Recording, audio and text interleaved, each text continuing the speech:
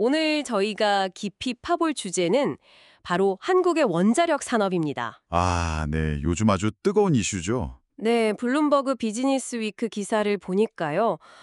전 세계가 왜 다시 원자력에 주목하는지, 그리고 그 속에서 한국이 어떻게 보면 좀 예상 밖의 강자로 떠오르고 있는지 그 배경을 좀 파헤쳐보려고 합니다. 정말 주요한 시점인 것 같아요. 네, 복잡한 에너지 판도 속에서 당신께서 꼭 아셔야 할 핵심만 딱 뽑아드리겠습니다. 좋습니다.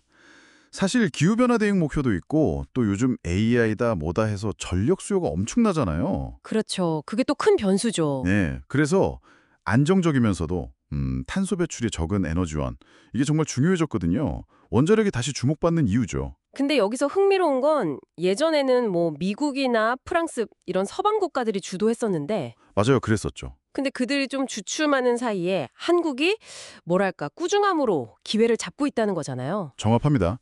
다른 나라들은 중간에 사고도 있었고 경제성 문제로 좀 공백기가 있었는데 한국은 지난 50년간 거의 멈춘 적이 없거든요. 그게 지금 빛을 보고 있는 거죠. 그 꾸준함이 만든 기회 조금 더 들어가 보죠. 왜 그럼 지금 다시 원자력이냐? 단순히 뭐 옛날 기술이 다시 돌아온 건 아닐 텐데요. 크게 두 가지 흐름이 있는 것 같아요. 첫째는 역시 기후변화. 2050년까지 원자력 발전 용량을 지금보다 3배 늘려야 한다는 그런 국제적인 공감대가 있고요. 3배요? 와, 엄청나네요. 네. 그리고 둘째는 아까 잠깐 말씀드렸지만 AI, 데이터 센터. 이게 뭐 전기 먹는 하마잖아요. 하하, 그렇죠. 24시간 내내 안정적으로 그것도 대규모 전력을 공급해야 하는데 풍력이나 태양광만으로는 이게 좀 한계가 있다는 인식이 커지고 있는 거죠. 실제로 두산 에너빌리티 관계자도 그런 말을 했더라고요. 원자력은 청정 에너지면서 또 24시간 가동, 이 두 가지를 다 만족시키면 거의 유일한 옵션이다. 네, 맞는 말이죠. 그만큼 절실하다는 뜻이기도 하고요. 그럼 결국 시장이 다시 아주 크게 열리고 있다. 이렇게 봐도 될까요? 네, 그렇습니다. 앞으로 한 25년간 뭐 9조 달러, 연간으로 따지면 2,500억 달러 정도 투자가 필요할 거라는 예측도 나오더라고요. 9조 달러? 정말 상상하기 힘든 규모네요. 어마어마하죠. 그럼 이 거대한 시장에서 당연히 경쟁이 치열할 텐데 왜 유독 한국이 이렇게 주목을 받는 걸까요? 그냥 꾸준했다 이것만으로는 설명이 좀 부족할 것 같은데요? 아, 핵심 경쟁력이 있죠. 바로 약속한 시간 안에 정해진 예산으로 원전을 딱 지어내는 능력입니다. 아, 온 타임 온 머짓. 네, 그게 정말 중요해요. UAE 바라카 원전 있잖아요. 200억 달러짜리 프로젝트인데 이걸 성공적으로 완수했거든요. 그게 그렇게 대단한 건가요? 그럼요. 이 분야에서는 비용 초과나 공사 지연이 거의 뭐 일상다반사거든요. 근데 한국은 그걸 해낸 거죠.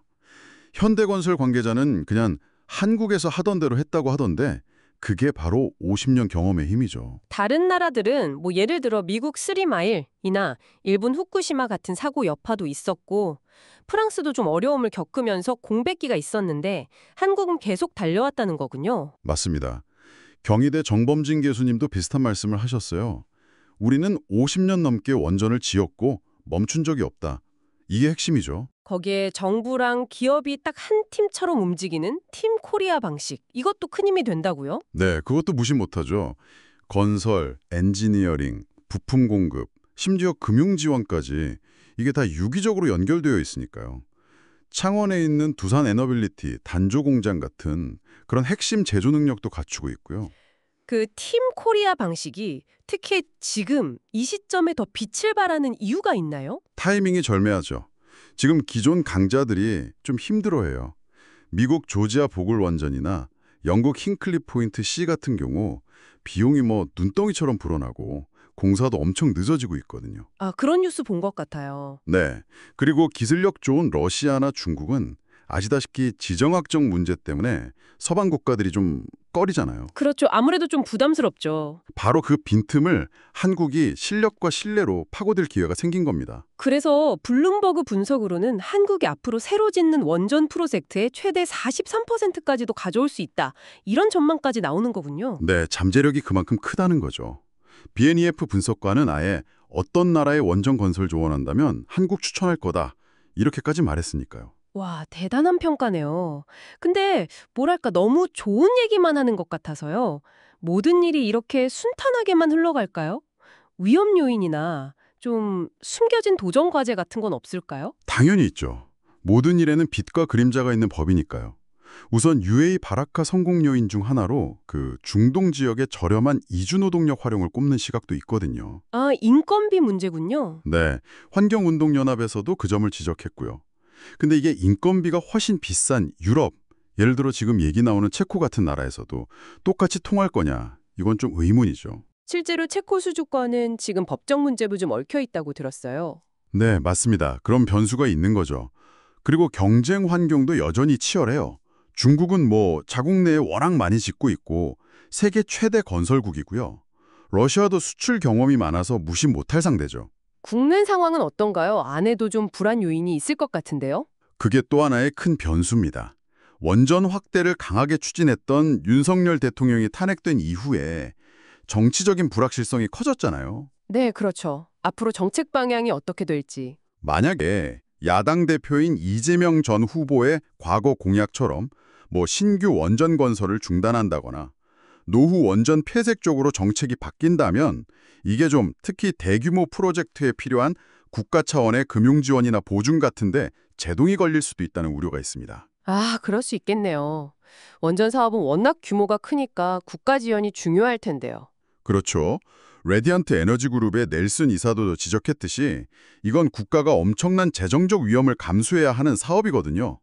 정치적 안정이 중요한 거죠. 자, 그럼 정리를 좀 해볼까요?